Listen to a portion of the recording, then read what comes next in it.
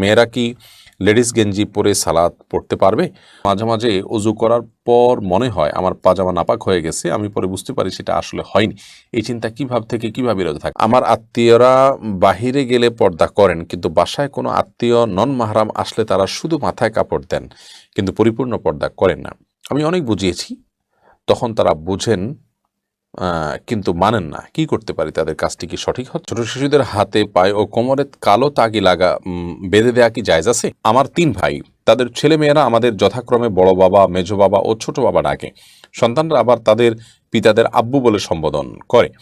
এখন তারা যে আমাদের বাবা ও নিজের পিতাকে আব্বু বলে, তাতে শরীরের কোনো বাধা আছে কিনা? বিড়াল পালা যাবে কিনা? মাছি নোংরা জায়গায় বসে, তারপর শরীরে বসলে আমাদের উজু বা গোসল করতে হবে কিনা? মাঝে মাঝে গান শুনলে মনে শান্তি আসে, মনে সাহস আসে, এমন কেন হয়? দোয়া করার সময় মনে হয় কবুল হবে, একটি স্বস্তি কাজ করে, এটি ভালো কোনো ইঙ্গিত হতে পারে? প্রিয় দর্শক, তাহলে আর দেরি না করে চলুন প্রশ্নোত্তরের আলোকিত ভবনে আমরা প্রবেশ করি। তাহমিনা তামান্না আপনি লিখেছেন, ছোট শিশুদের হাতে পায়ে ও কোমরে কালো তাগি বেঁধে দেয়া কি জায়েজ আছে? ছোট শিশুদের হাতে পায়ে এবং কোমরে কালো তাগি বাঁধবেন কেন?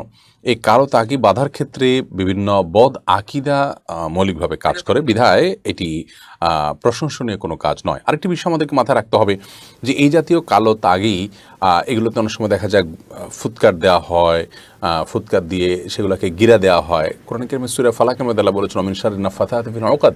ওই সমস্ত নারীদের, জাদুকর নারীদের ক্ষতি থেকে আল্লাহ আপনার কাছে আশ্রয় চায়, যারা গিরা দিয়ে রশিতে তারপর সেখানে ফু দেয়। তো এটি জাদুকরদের জাদুর একটা প্রক্রিয়া। তাছাড়া কালো তাগি, কালো জিনিস, কালো ছাগল ইত্যাদি এগুলো সাধারণত জাদুকররা খোঁজে। অতএব শরীয়ত যে ঝাড়ফুঁক করেছে সেখানে এরকম কোনো তাগি টাগি ঝুলানো কিছু নাই। অনেক সময় বাচ্চাদের কোমরে আপনার গ্রামে দেখা যায় তাগি ইত্যাদি বাঁধা হয় এজন্য, যাতে করে তার ওই যে এখন তো অনেকেই প্যাম্পার্স ব্যবহার করছেন, যখন প্যাম্পার্সের এত প্রচলন ছিল না, কিংবা এখনও যারা প্যাম্পার্স ব্যবহার করে না নর্মালি, তারা তেনা ইত্যাদি দিয়ে রাখেন বাচ্চার পেশাব পায়খানার জন্য।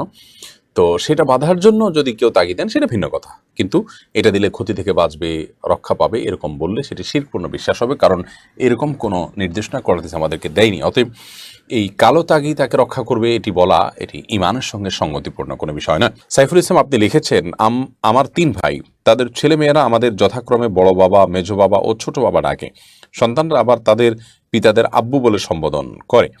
এখন তারা যে আমাদের বাবা ও নিজের পিতাকে আব্বু বলে, তাতে শরীরের কোনো বাধা আছে কিনা? সাইফুল ইসলাম ভাই, এতে কোনো অসুবিধা নেই ইনশাআল্লাহ বিইذনিল্লাহ, কারণ এটি রূপক অর্থে বাবা বলা হয়। আল্লাহ তাআলা যে কোরআন কারীমে বলেছেন, উদউহুম লিআবাইহিম হুয়া আকসাতু ইনদাল্লাহ, তোমরা তোমাদের সন্তানদের কথা আল্লাহ বলেছেন তাদেরকে তাদের বাবার সাথে সম্বন্ধ করে ডেকো, অন্য কাউকে বাপ ডেকো না, অর্থাৎ যিনি বাপ না তার দিকে সম্বন্ধ করো না বাবা বলে।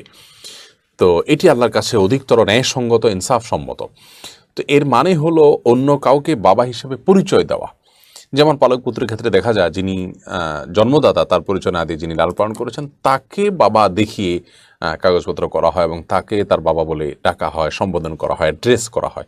তো এই ব্যাপারে আল্লাহ রাব্বুল আলামিন নিষেধাজ্ঞা আরোপ করেছেন। বাট আপনার যেটি আপনি বলেছেন এখানে ছোট আব্বা, বড় আব্বা, বা ছোট বাবা, বড় বাবা, চাচা যেটাকে বলা হয়, এর মানে সবাই জানে যে ওনারা চাচা এবং জেঠা, বাবার ভাই, ছোট ভাই, বড় ভাই, তাদেরকেই এটা বলা হচ্ছে। অর্থাৎ এই বাবা, ছোট বাবা বা বড় বাবা বলে কি বোঝানো হয় সেটি কিন্তু পরিষ্কার।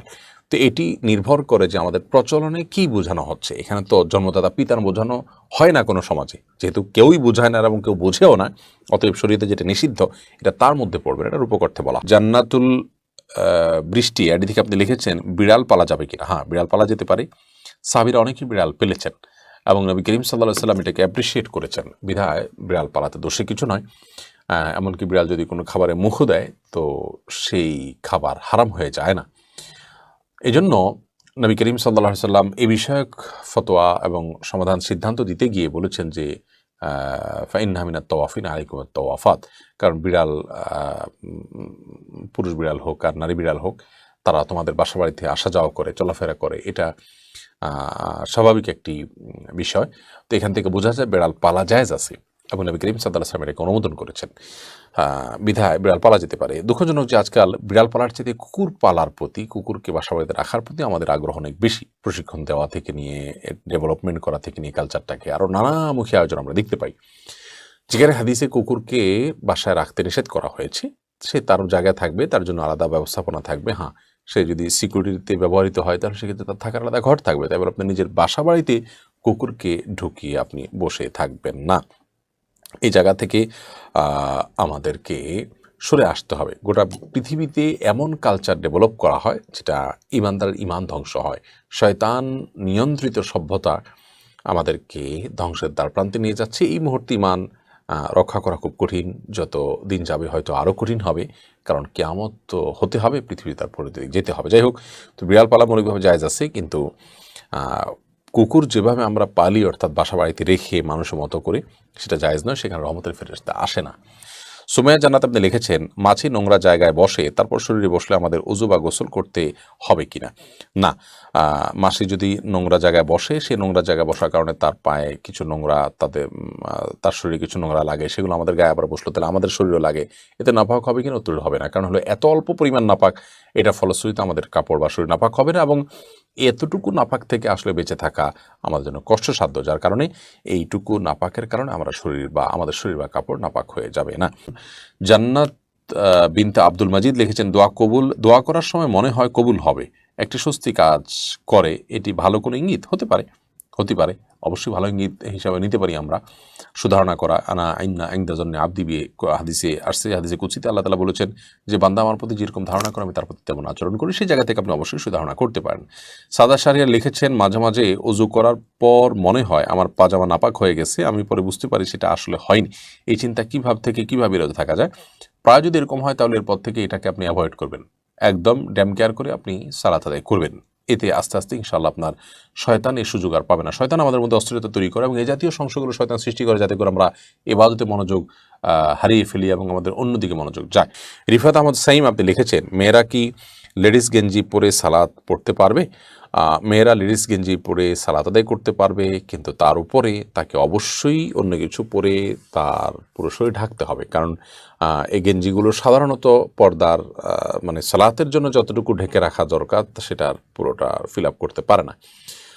সালাতে একজন নারী তার মুখমণ্ডল এবং দুই হাতের কবজি ছাড়া আর পুরো শরীরকে তিনি ঢেকে রাখবেন, এমনকি চুলগুলো ঢেকে রাখবেন। বিধায় ভেতরে কোন ড্রেস পরছেন এটা ইস্যু না, ইস্যু হলো তা যদি এমন কিছু পয়েন্ট ভেতরে যে এটাতে পুরো শরীর ঢাকা হয় না, তাহলে সেক্ষেত্রে পুরো শরীর ঢাকার জন্য বড় ওড়না আজকাল পাওয়া যায়, নামাজের ওড়না অথবা বড় কোনো কাপড়, চাদর ইত্যাদি দিয়ে তিনি নিজের শরীরকে ঢেকে সালাত আদায় করবেন। জামশেদ আলম আপনি লিখেছেন, অনেক সময় টুপি বা পাগড়িতে কপালের অর্ধেকটা ঢেকে যায়, যেহেতু সালাতে কপাল লাগানো শর্ত, তাই এমন অবস্থায় সিজদা করলে কি নামাজ শুদ্ধ হবে?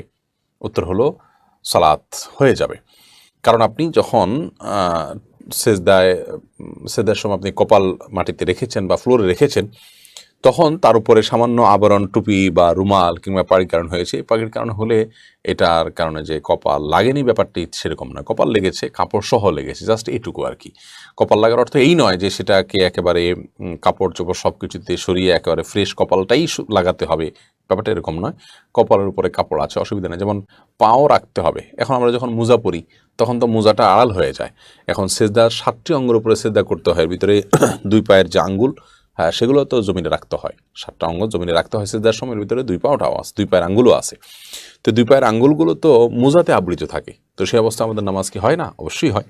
তো ঠিক একইভাবে আপনার টুপি যদি মাথায় থাকে, এটা কপালে চলে আসে এবং তার উপর আপনি সেজদা করেন, তাতেও আপনার কপাল উপরে সেজদা করেছেন ধরা হবে, কোনো অসুবিধা নেই ইনশাআল্লাহ।